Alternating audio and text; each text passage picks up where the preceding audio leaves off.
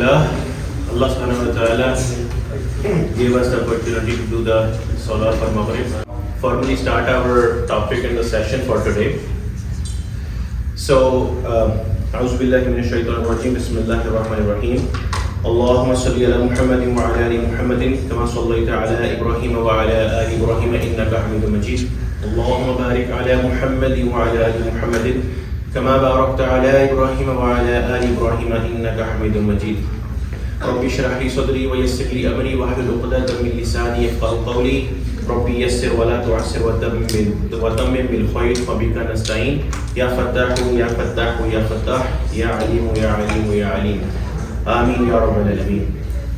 So today's session is about the topic as I shared the flyer as well in the group, about learning in detail awwuz minash-Shayṭanir-Rajim and then inshallah Bismillahir-Rahmanir-Rahim. That is the goal for us to learn today. And this session is also going to I'm going to use the whiteboard significantly. It's going to be like a lecture or session kind of thing, not just the listening part, but actually to learn the concept, how awwuz minash-Shayṭanir-Rajim works, how it helps us to be mindful in our life and improve the quality of our life, inshallah. So for this one, before I start into that, one thing which we all, without any exception, we have observed in our life. For example, when Ramadan comes, in the last 10 days, we feel a lot of spirituality in our life. We spend nights in the masjid, tarawih, a lot of things. But as soon as Ramadan is over, so within 1 day or 2 days maximum, we see that our life is no longer like that. So what exactly happens that we are the same person, but our lifestyle entirely changes. Just within few hours, 24 to 48 hours, our life completely changes. Similarly, when Rabiul Awwal comes, the month of the birth of our Prophet sallallahu alaihi wasallam, so we all show a lot of love for our Prophet. We study, we go to the Seerah lectures and here and there. But as soon as that 12th Rabiul Awwal or the month of Rabiul Awwal is gone, we forget that event. When the Hajj days come, we feel a lot of deep connection with Allah subhanahu wa ta'ala. But as soon as those days are over, we are back to some other lifestyle. So what exactly is happening in our life? What exactly is changing in our life that is taking us back to something which we honestly do not want in our daily life? We want our life to be the lifestyle which we used to have in Ramadan or in the Hajj days or in any other holy days which come in our life. So what exactly happens? The root cause for that problem, or the reason for that problem, as we all simply know, that it is Shaytan. So inshallah today we are going to learn about Shaytan in detail, that what exactly it is. Because Shaytan is not his name. Devil's name is not Shaytan. His real name is also not Iblis. These are the names Allah used for him in the Quran for some reason, which inshallah we will learn today. His actual name is Azazil. Just like in the Malaika, in the angels, we have Jibreel alayhi salam, Israel, the angel of death, or Mikael or Israfil. His name is Azazil, but he is called Shaytan for some reasons.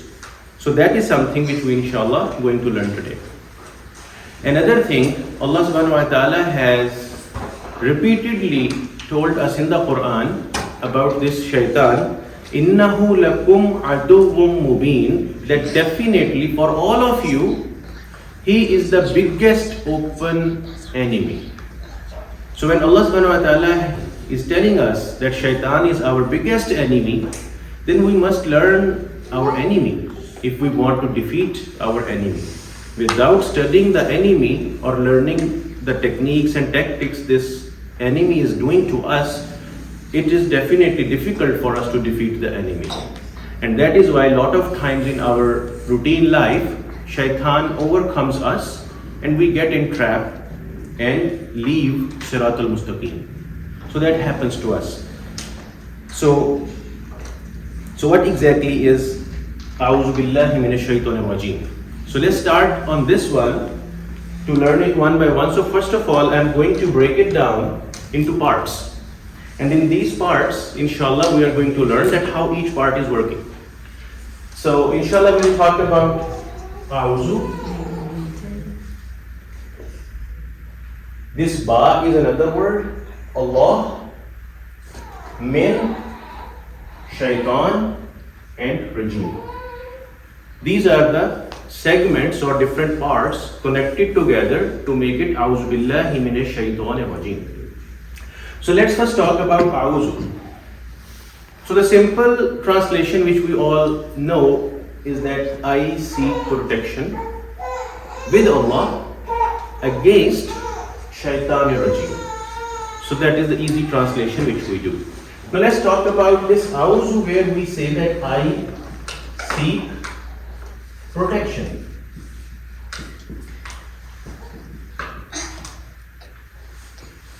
What kind of protection? Let me share a story with you. When our very beloved Prophet Muhammad sallallahu alaihi wasallam, he turned to the age of 46. In that age, he lost his two very close and beloved relatives. One was his wife, Hazrat Khadija radiallahu ta'ala anha, she passed away in that year. And in the same year, his uncle Abu Talib, he passed away.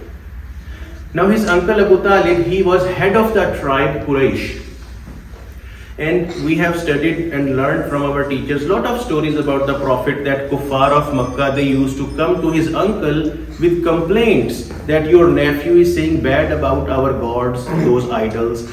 Stop, can you please stop him? And he is talking bad about our religions and he is bringing in some new religion. So his uncle Abu Talib, he used to be always there to protect his nephew, our Prophet. So, and he was head of the tribe. So at that time in the culture of tribe, the culture was like, for example, if one person of one tribe hurts another person of another tribe, so at that time the culture was that they used to do not directly take the revenge. They used to go to their head of the tribe, and that head of that tribe of that innocent party, they used to talk to the head of the tribe of the wrongdoer, and they used to reconcile the situation. So that is why when these kuffar were thinking, Billah, from their side, that Muhammad sallallahu alaihi wasallam, he is talking wrong about our gods, so they used to go to the head of the tribe, his uncle Abu Talib. But his uncle was protecting him. So that is why when his uncle passed away, so after that, Abu Lahab, he is also the uncle of our Prophet sallallahu alaihi wasallam. He became head of the tribe, and as soon as he became the head of the tribe, he openly announced that our tribe Quraysh disowned Muhammad sallallahu alaihi wasallam. If anyone hurts him, Billah, or even kill him, make him shaheed, even then our Quraysh tribe will not take any revenge.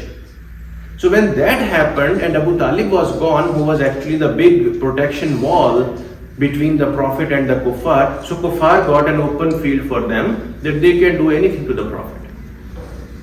So that is protection. That is the concept of protection. So when we seek protection with Allah subhanahu wa ta'ala, now bring this concept there. That we seek protection from Allah subhanahu wa ta'ala, that whatsoever happens to us, may Allah protect us and become a strong solid wall between us and the harm which we would be getting from this Shayṭanir-Rajim. So may Allah protect us. So that is the meaning of awwuz. Plus one more ingredient is involved in this awwuz, and that is with hate.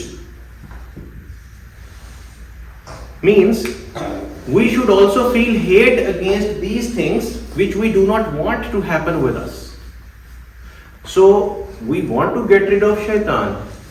We are seeking the protection from Allah subhanahu wa ta'ala. But do we really hate Shaytan? That is the question we need to ask ourselves. And how can we hate Shaytan when we don't even know what is Shayṭanir-Rajim? What does that exactly means? So how can we hate it? As an example, Let's say if there is a diabetic patient, he knows that okay, if I eat something very sweet, it's going to hurt my health. Now, doesn't matter if he keeps saying, I hate sugar, but if he doesn't know that white grains are the sugar and he's keep eating that, so he will not be protected because he doesn't even know whatever he is hating, what exactly that is. So we must learn that what is this Shayṭanir-Rajim, so we can hate from these things and seek Allah's protection. So that is the concept of awwuz, like seeking help, seeking protection with Allah subhanahu wa ta'ala. Now, to understand the concept of Shayṭan, for example, when someone memorizes the Quran, we say him Hafiz, right? Or Hafiz Sahab. Someone who becomes the scholar, we say Maulana Sahab. So Maulana or Hafiz or Qari, or someone does the Hajj, we call him Haji Sahab. So these are not the names of the people. So if I am a Hafiz, someone is calling me Hafiz Sahab, Hafiz is not my name. It is an attribute connected to me because of some habits or some qualities, some attributes. Similarly, as I mentioned earlier, that his name is not Shayṭan, that is Azazil. So the name Shayṭan is connected to him because of some bad attributes, some sifat which are bad. So these are connected there. Now if, just like anyone who memorizes Quran can be called Hafiz, similarly anyone who has the habits of Shayṭan is a Shayṭan. Shayṭan is not only that one jinn, but if I have those habits, I am also Shayṭan. If you are having those habits, you are also Shayṭan. So that is what we need to learn, that what are those bad habits because of which we are calling someone Shayṭan, or Allah called him Shayṭan. So that is what we need to, inshallah, learn. So Shayṭan, so the beauty of Arabic language, let's step a little bit here into Arabic language. So in Arabic, 99% of the words, or in Arabic we call asma in grammar, ism, asma, or the nouns or the words, they are derived from 3 root letters. Almost like 99.9% words in Arabic language are derived from 3 root letters. Whatever is the meaning of that root letter, that applies across whatever the morphology or formation we make from those words. In English, for example, a word drive. So from there we derive the words driving, drives, drove, driven, and so on. Meaning is related to drive because the root word is drive. Similarly, in Arabic, the root word for Shayṭan, this is coming from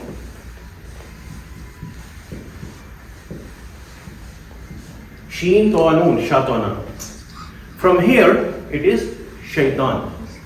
And the meaning of this word, Shatana, means someone who is not only himself far from the truth, but also making others like him.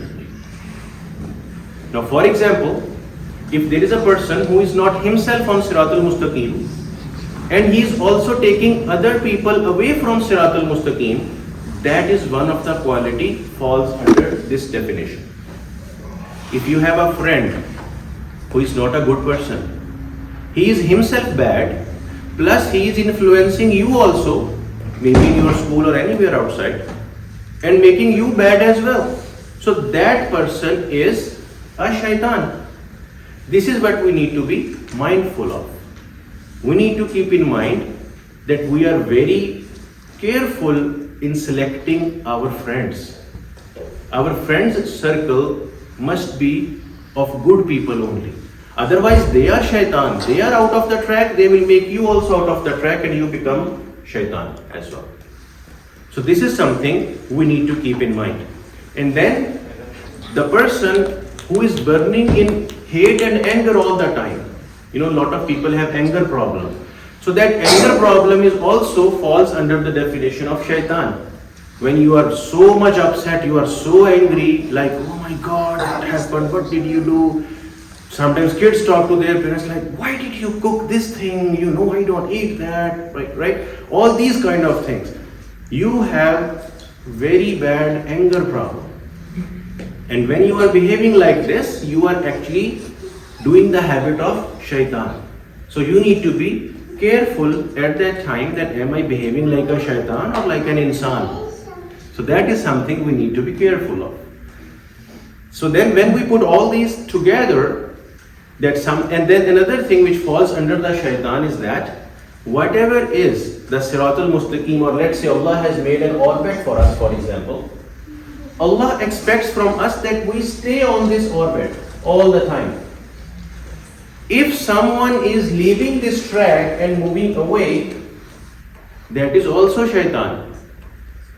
So something which is going away from its defined orbit, not acting like what is expected from him or her, that is also falling under Shaytan.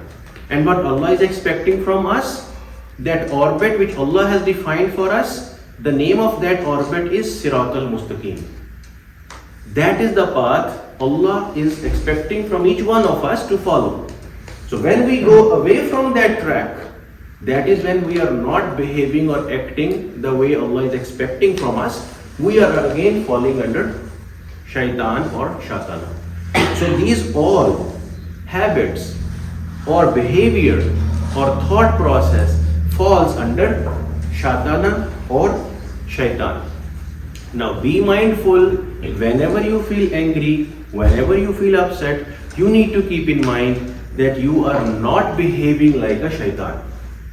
You must make sure that stop for a moment, think that what I am going to do or what I am behaving like, am I making Allah happy or am I making this Shaytan happy? That is where you will be able to decide, okay, what is Shaytan? Am I hating this or am I doing like this? And then we seek protection of Allah subhanahu wa ta'ala, then yes, inshallah, Allah will definitely protect us. Because there is a hadith of the Prophet sallallahu alaihi wasallam, he mentioned that whoever wants to get rid of Shaytan, recite awwuz Billahi minash-Shayṭanir-Rajim. Quran also tells us that whenever you start reading the Quran, always recite awwuz Billahi minash-Shayṭanir-Rajim. Because when you are reading Quran, you do not want Shaytan to interrupt you, distract you. So that is why we want to get rid of Shaytan. So we need to keep in mind, are we acting like a Shaytan or are we stopping ourselves and acting wisely and get rid of these habits? And the second thing you should keep in mind, you should be careful with your friendship circle. Because our Prophet sallallahu alaihi wasallam said that a person is on the religion of his friend. Your friends are very influential on you. Oh, my friend did this, I also want this. My friend has this type of sneakers, I want that too. My friend got this type of phone, I want that too. Where are you getting all this influence? From your friends, right? So your friends are very influential on you. That is why our Prophet sallallahu alaihi wasallam said that a person is on the religion or on the path of his friends. So we need to be careful, who are we friends with? That is very important. It does not cost us to improve our friendship circle, but it actually helps us to develop the quality of our life here as well as the life in the Akhirah. So that is something we should take away in learning this Shaytan. Now let's come towards Rajim. Now again, Allah has two names, right? Very beautiful two names, Ar-Rahman and Ar-Rahim. So you see that Rahman, Shaytan, opposite side, right? You see the balance.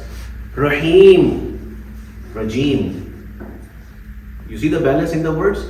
So just like Rahman or Rahim are the attributes of Allah subhanahu wa ta'ala, similarly Shaytan and Rajim are the attributes of this Shaytan, this devil or Azazil. So we need to learn. So we just discussed Shaytan in detail. Now let's talk about Rajim, that what are these habits which collectively called Rajim and how can we get rid of that? So before I start on Rajim, let me share one ayah of the Quran with you.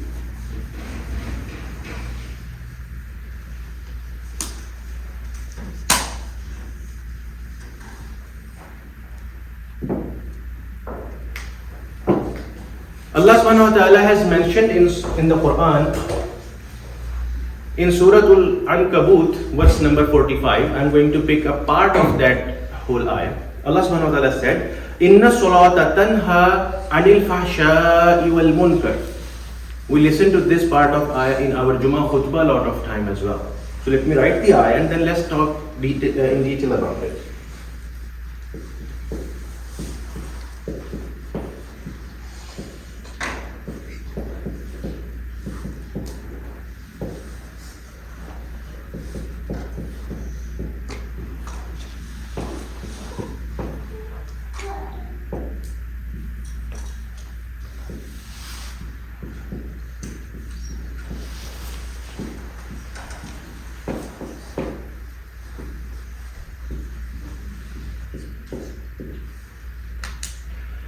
Inna salata tanha anil fahsha'i wal munkar. The translation for this ayah of the Quran is that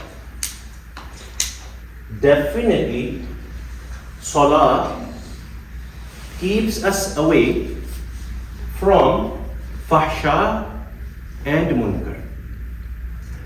So that means if you talk about it like, mathematically or scientifically, so it means that our Salah that is inversely proportional to fahsha and munkar.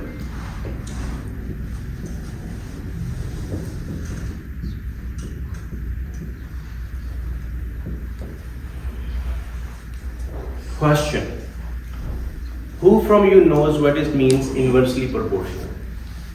You might have studied this in science. If something is inversely proportional to something else, what does that mean? Something is directly proportional, something is inversely proportional. What does that mean? So this means when one thing rises, other thing drops. So balance.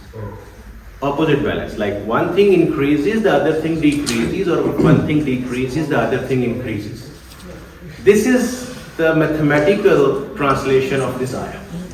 Inna salata tanha anil fahsha'i wal munkar. That salah, and on this side you have fahsha and munkar. These both sides are inversely proportional. When one thing rises, other thing decreases. So that means those who are struggling with their salah, they are thinking like, I'm trying my very hard, but I'm not able to make up my salah habit strong. Look into this side if you are involved in any of these things. Your fahsha or munkar side is probably bad or high. As a result, you are trying hard as well towards the salah side, but your salah is still going to a particular level and not getting even better. So when this fahsha and munkar side is dropped, our salah improves. So this is simply the equation.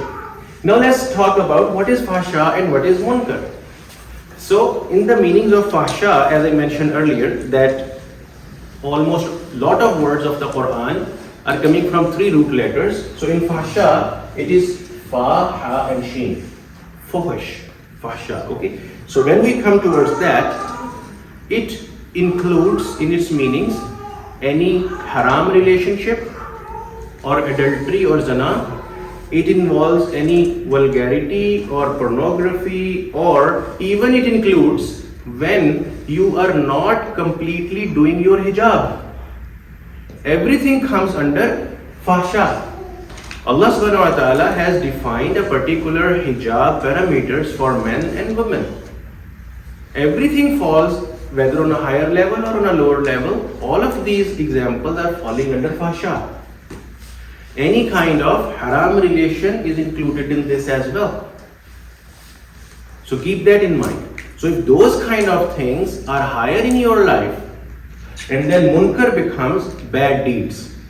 If you are involved in any kind of bad deeds as well, so these things together become high, your salah side goes low. So that is the case. So whosoever is again struggling on the salah side, forget about that side for a moment and look into this side in your life, that how much are you involved on this side. So those going to high school or college, keep in mind, protect yourself from all kinds of haram relations. Otherwise you will lose your salah. And the meaning of salah does not just mean that physical activity we do. Salah is coming from sila, like sila rahmi, establishing a connection with Allah. Increasing in a haram relation, decreasing the relation with Allah.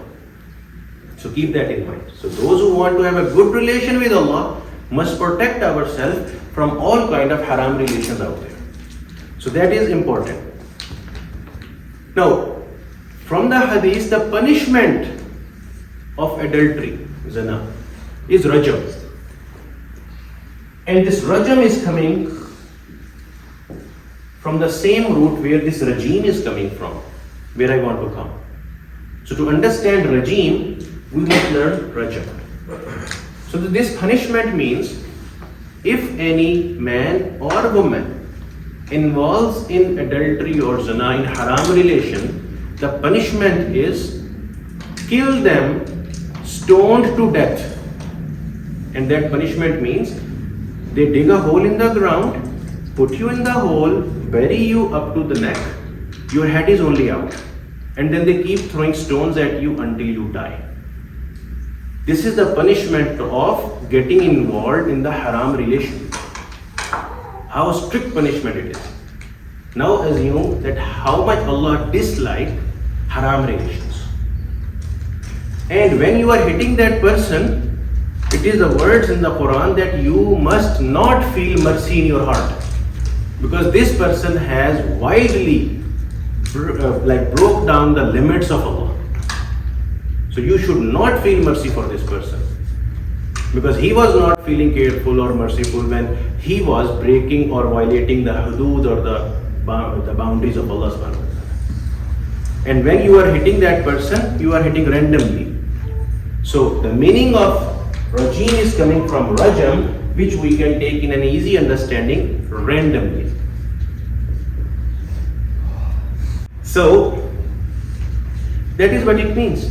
So rajama means guesswork, doing something aimlessly, blindly, without focus.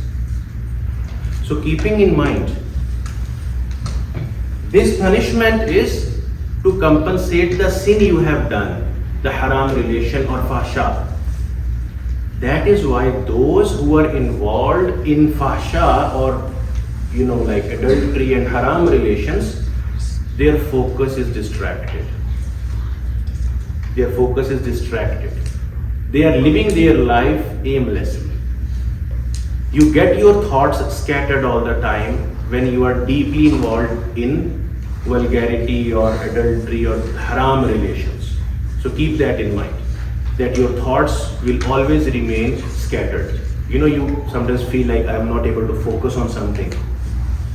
You have done something wrong with yourself. That is why you are ending up in this kind of situation, that your thoughts are scattered. And when you are not able to focus on something, then you just want, you train your mind to remain scattered all the time. So that is a spiritual disease which we get in this situation.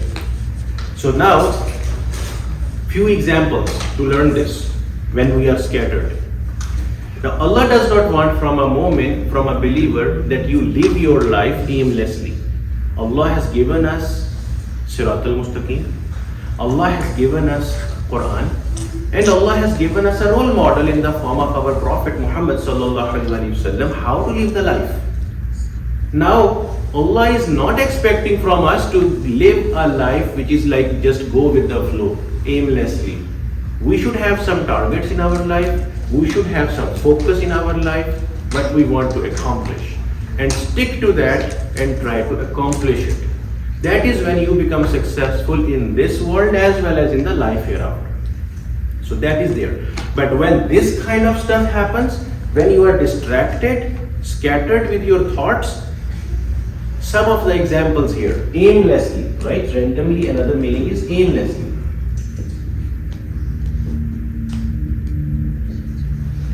When you do not have anything in front of you as your target or focus, you are just aimlessly living your life. Now examples. Someone forwards you a WhatsApp video, you turn it on, and one video you see, and then you start scrolling. Next video and the next video and the next video, and you are killing half hour there. Aimlessly. You are not watching the next video with any objective in your mind.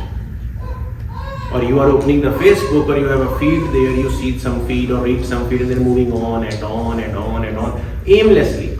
We do not have any target in front of us. Why am I going through all of that? That is aimlessly.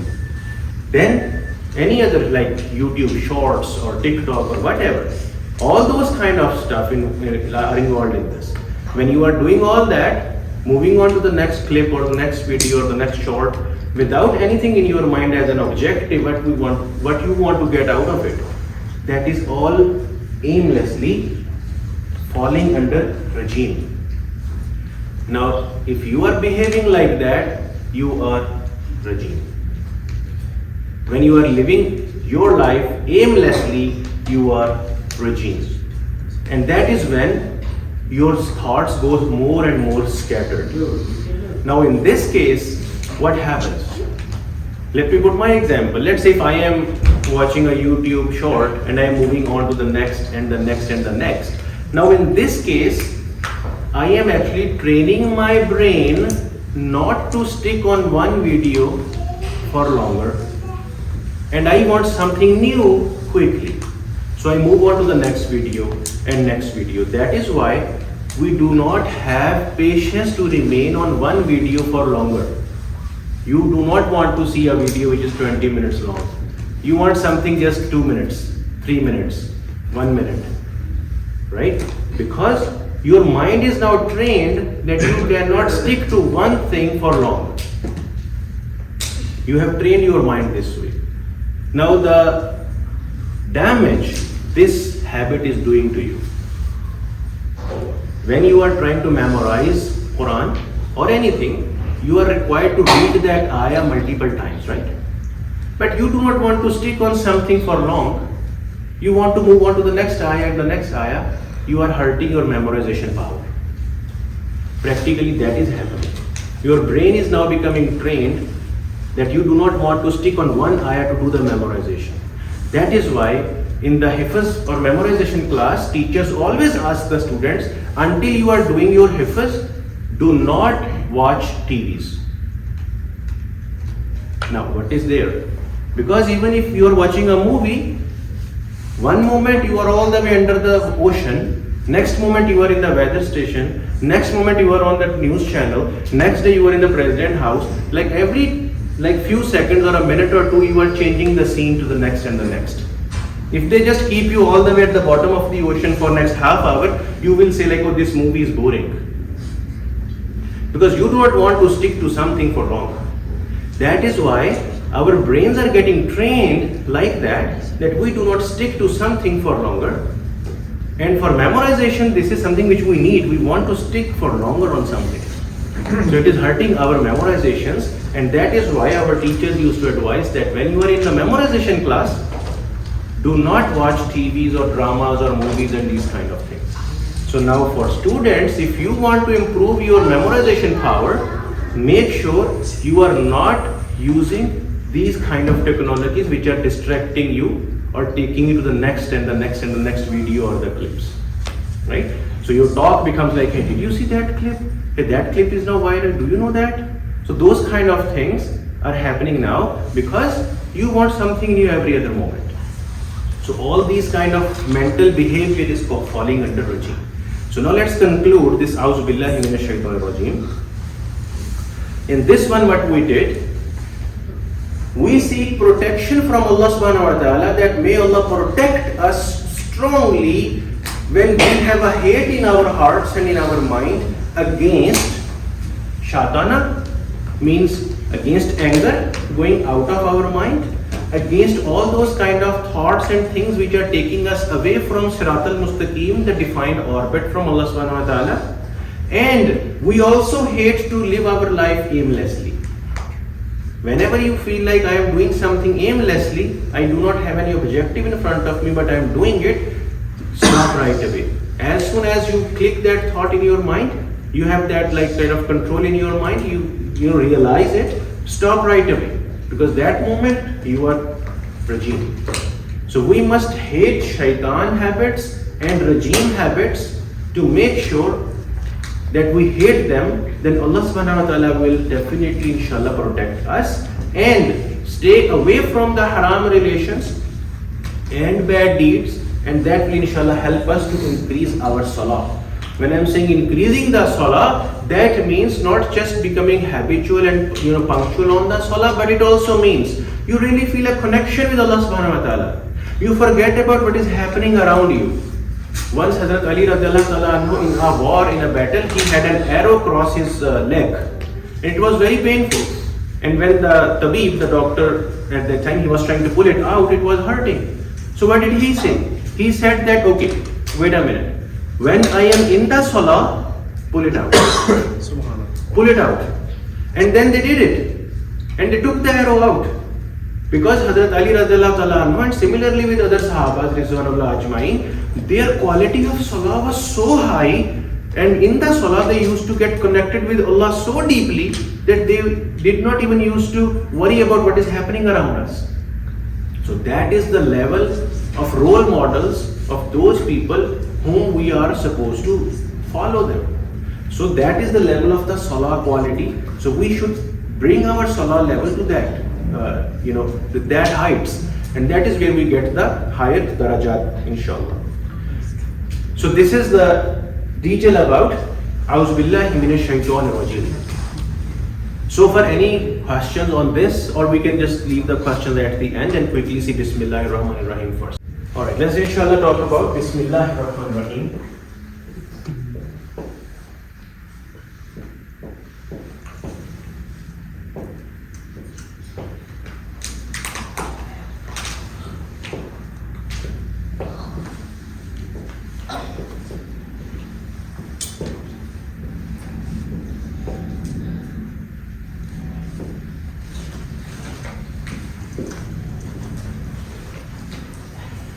So in this one, let's again break it down into small parts. And this is very quick, inshallah. So we have Ba, Ism, Allah, Rahman, and Rahim. Now, Yasin, what is the meaning of this Ba, Harf-e-Jar? With. Very good.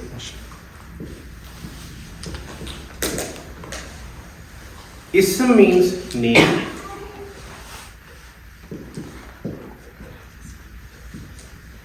Allah, let's take it as this because it is Allah's name. And I'll talk about Rahman and Rahim shortly. Because these both are the attributes. So the actual meaning of this line is with the, or sometimes we read it in the name of Allah as well. So with or in. These both are the meanings of this Ba, with the name of Allah. And then this portion is something which is like additional detail about Allah. That Allah is Rahman and He is Rahim. So these are the qualities and attributes of Allah. But the actual short meaning of this is in the name of Allah or with the name of Allah. Now let me ask you a quick question. If you are in your house, let's say sisters working in the kitchen, and the kid comes and says, Mom, with the dad, remain silent. So right away you will ask what happened to your dad, or who is with your dad. Or if your kid comes and tells you, in my room, and then go quiet. So you definitely feel like, what is the complete statement? What are you trying to say? In your room, what happened? So that means when we say in the name of Allah, so we say, okay, what is in the name of Allah? Right? So we feel like, okay, this is something which is incomplete. If I minus this Ba and simply say Ismullah, name of Allah. It is a simple statement, name of Allah. It is fine. This does not feel like incomplete. Name of Allah. name of the president or name of the teacher.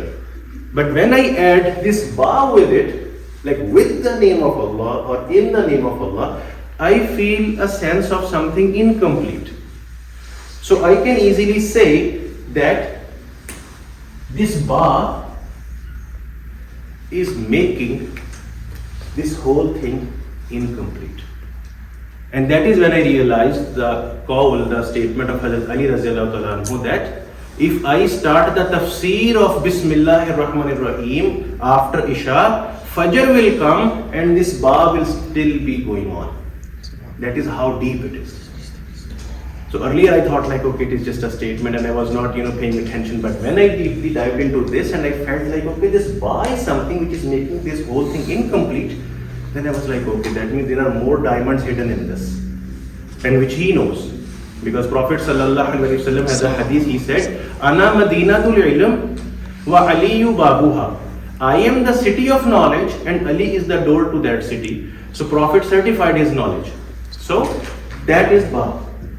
So that means this ba is making this thing incomplete. So we definitely bring a question in our mind that what exactly, from Arabic question mark is this side. Okay. So what exactly is after this which is giving the sense of completeness to Bismillah? And that is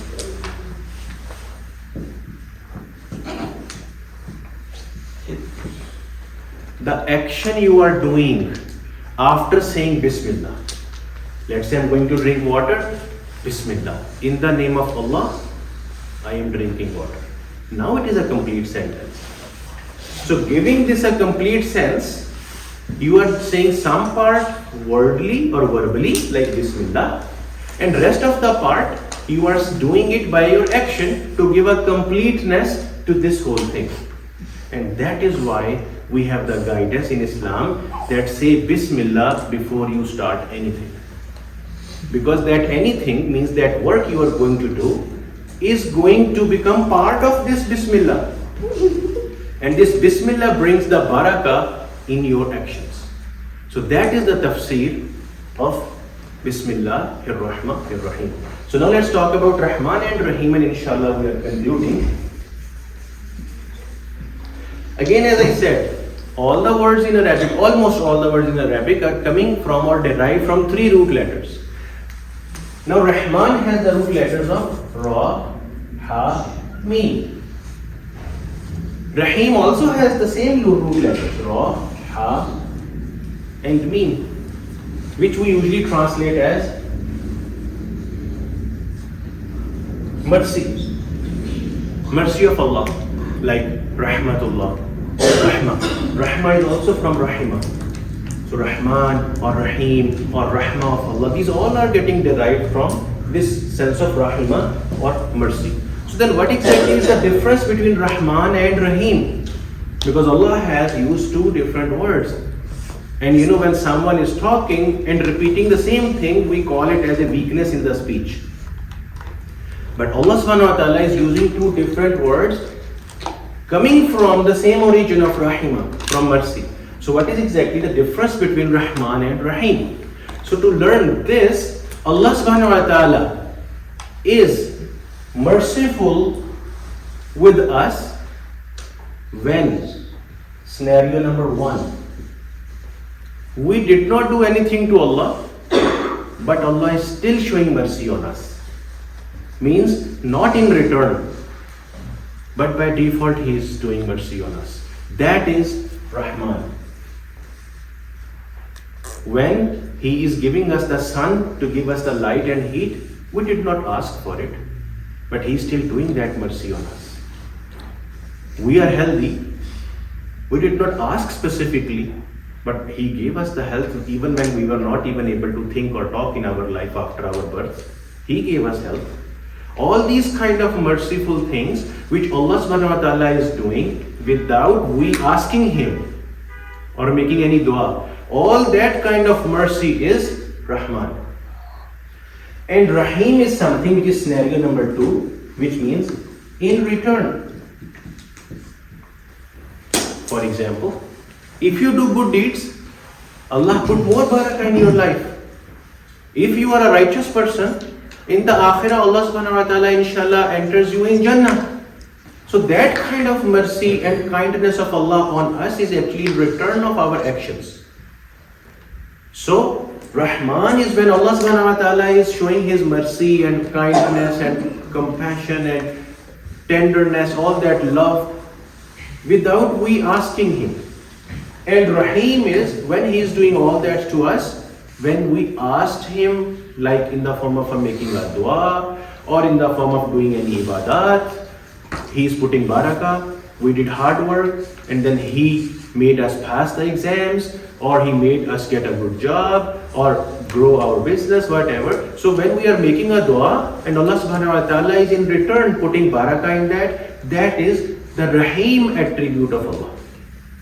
So this is the difference. Sometimes we get confused between Rahima, like Rahman is also from Rahima, and Rahim is also from here. So that is when it happens.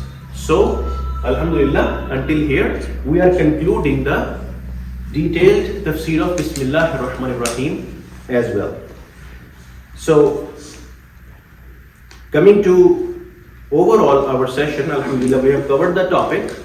So now after this, the next thing which inshallah is going to be like the question answer session, if anyone has any questions. And then next session, monthly session inshallah. Again, now this is something for you, the young ones, all of you.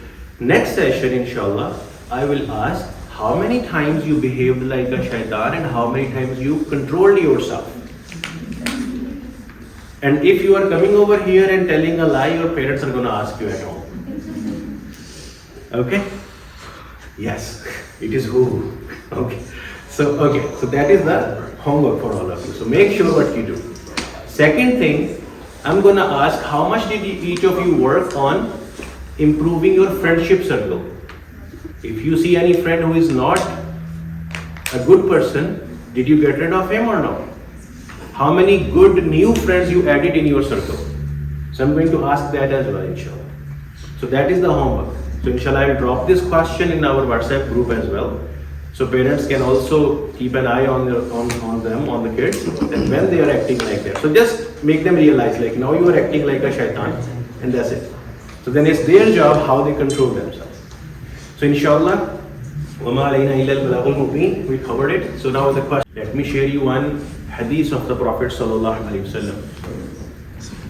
In the akhirah, when we all will die, and on the day of judgment, Prophet sallallahu alaihi wasallam said that any human being, every human being in fact, will be asked at least these 5 questions. And one of the question is, where did you spend your life? Did you spend it in a good things, doing good deeds, good relations, or on the bad side? And another question, where did you spend your young age? Now think about it. Is your young age is not covered in the earlier question, where did you spend the whole life? Because whole life automatically includes the young age duration also, right?